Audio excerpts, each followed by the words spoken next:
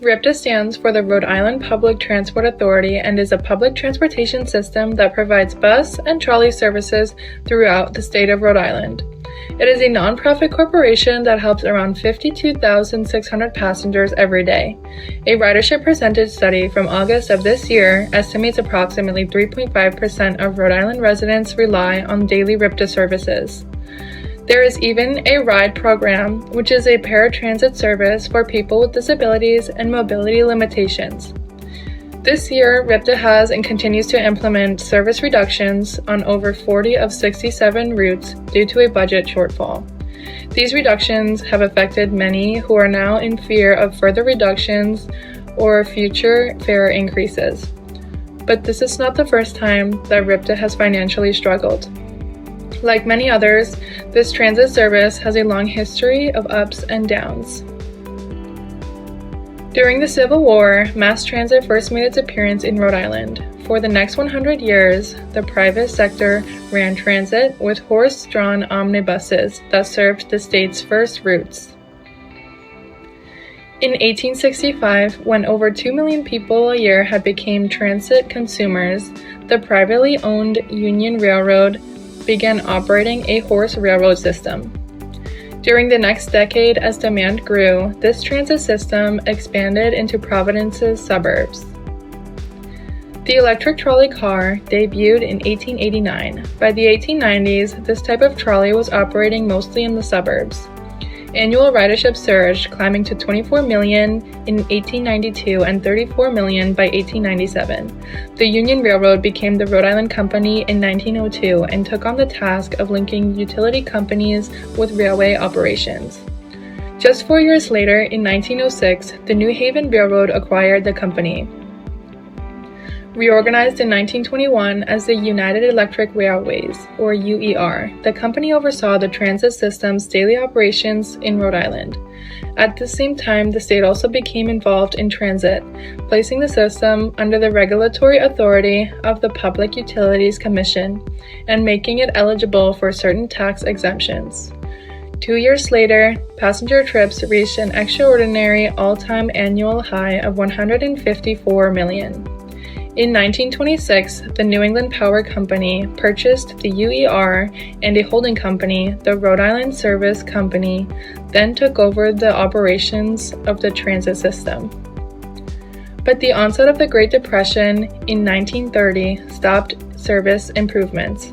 Service reductions soon followed, and ridership and revenue fell. Gas rationing during World War II revived transit in Rhode Island, and ridership soared to a near all-time high of 151.4 million in 1944.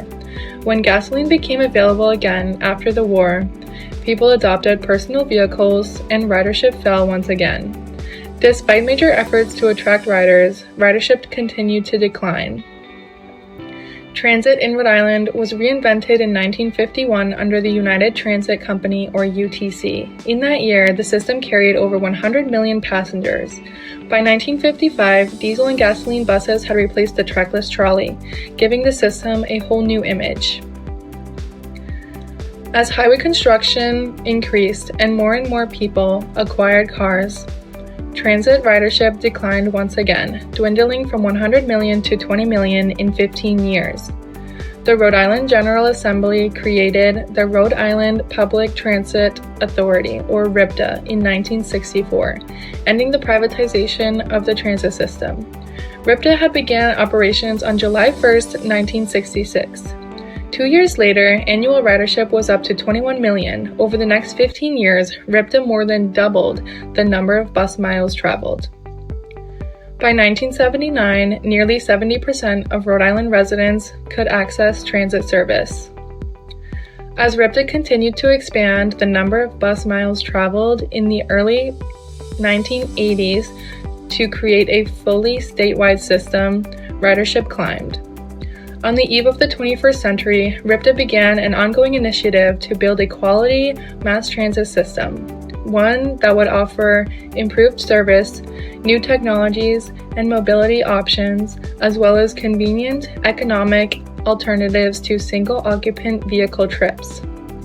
Between 1999 and 2002, RIPTA initiated a number of positive changes.